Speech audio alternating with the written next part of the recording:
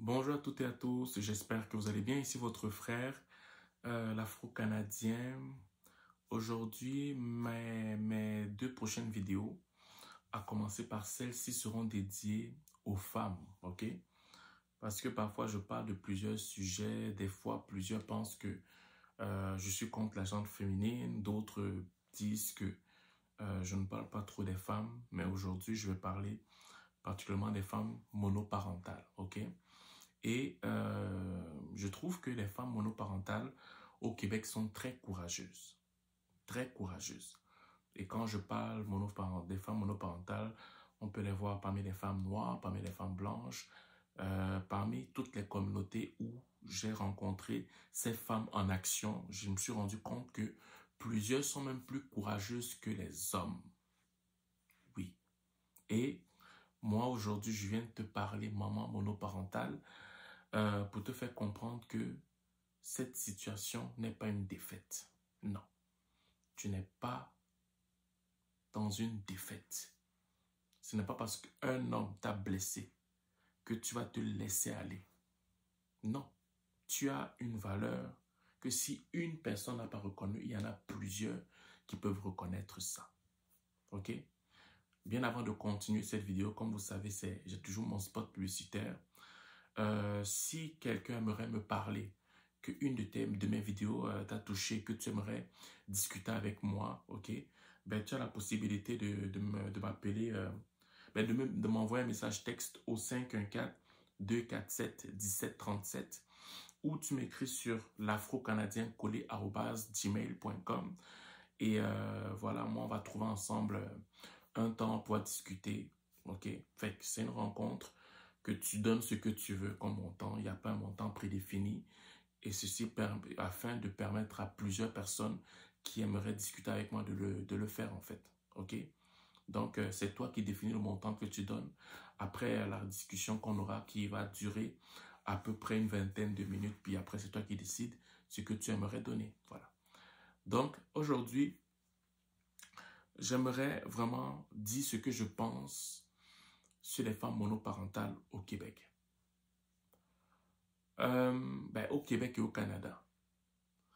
La première des choses que moi j'ai constatées chez les femmes monoparentales, c'est le fait que l'inconvénient de certaines femmes, pas de toutes les femmes, de certaines femmes monoparentales, c'est que certaines ont négligé leur choix de partenaire.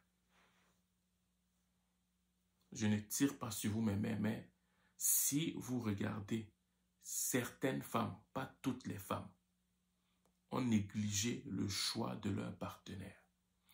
Ça veut dire que ce qu'elles ont regardé pour choisir le père de leurs enfants était basé sur l'émotion et non sur ce qui était concret, qui faisait en sorte que leur point, je veux dire, ce qui les unissait, leur vision, leur cheminement dans la vie n'était pas un. Ils ont regardé majoritairement sur ce qui était superficiel. Parfois, ça peut être simplement à cause de la jeunesse. Parfois, ça peut être simplement à cause de l'intérêt.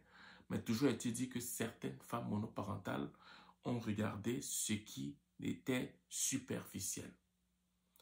Il y a d'autres femmes monoparentales qui, malgré le fait qu'elles ont regardé ce qu'il fallait, ok, sont tombées sur des hommes qui n'étaient juste pas sérieux.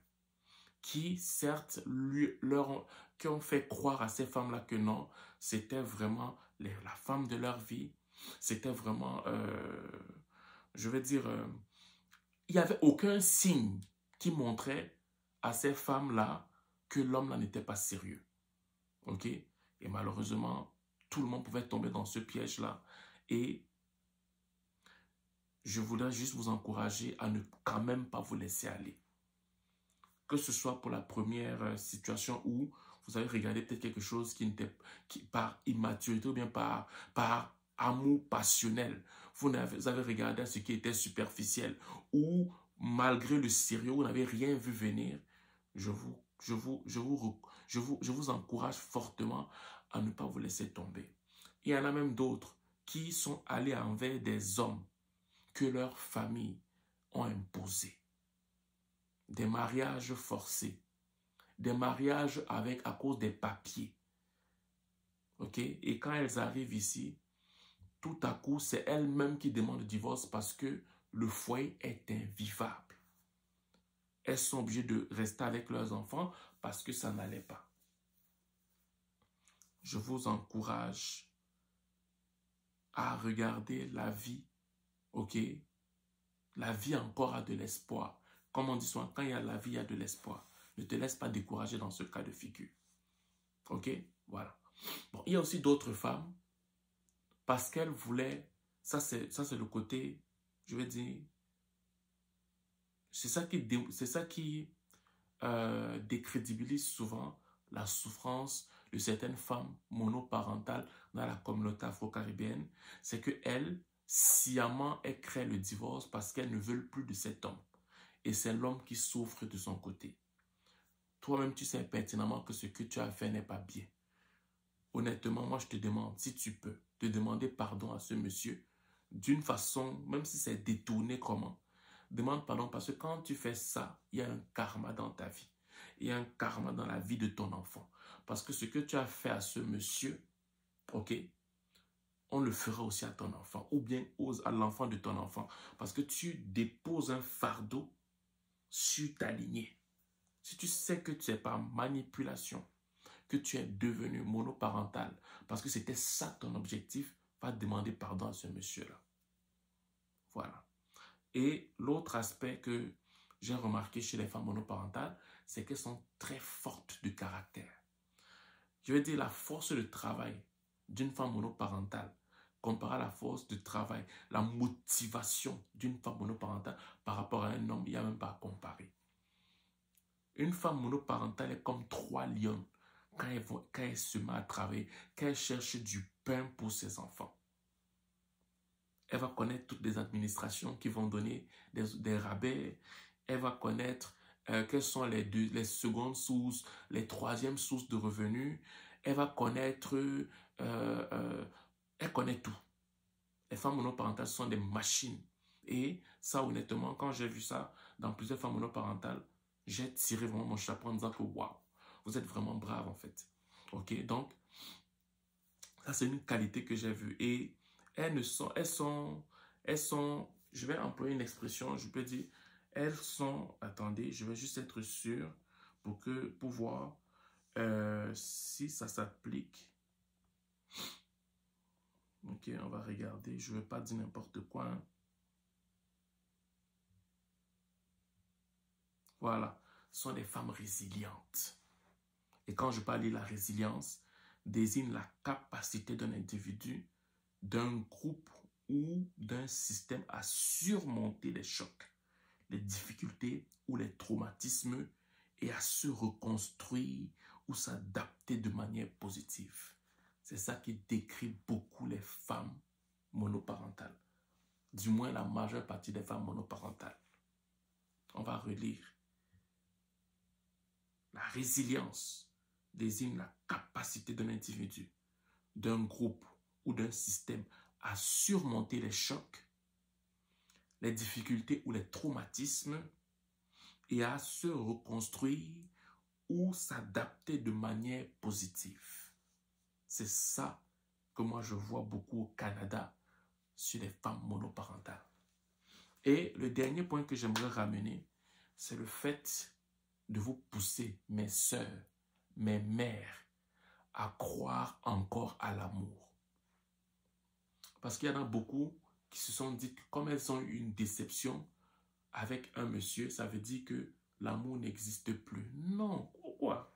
Comment quelqu'un ne t'a pas pris à ta juste valeur? Tu ne vas plus croire à l'amour. Non. Comme ce que quelqu'un a jeté, l'autre peut récupérer. Tu as de la valeur. Ne te décrédibilise pas. Tu as de la valeur. Crois encore à l'amour.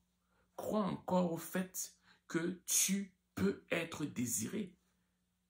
Pourquoi tu crois que comme celui avec qui tu étais ne t'a pas considéré, tu n'as plus de valeur? Pourquoi? Pourquoi? Moi, je ne comprends pas. Tu ne peux pas dire que tu n'as plus de valeur parce que quelqu'un ne te considère plus. Ben, moi, je trouve que non. Tu as de la valeur. Même s'ils ne te considèrent pas, crois-moi, tu as de la valeur et tu crois encore à l'amour. Il faut croire à l'amour. Tu peux te reconstruire. Que tu es un enfant. N'écoute pas, surtout dans la communauté afro-caribéenne, on te dit qu'une femme qui a des enfants ne peut plus être mariée. Laisse-moi ces histoires-là. Il y a des gens, malgré tes enfants que tu as déjà, qui peuvent encore te marier. Ils peuvent encore te marier. Ils peuvent. Il y en a plein. Tu es belle. Mets-toi juste en valeur. Mets-toi juste en valeur. Voilà. Donc moi, c'était ce doux et bon message de réconfort, ok, que je voulais te donner ce matin. Si tu aimerais discuter avec moi, tu peux juste me texter, on va trouver un temps, ok, pour qu'on puisse discuter ensemble au 514-247-1737, 514-247-1737, ok.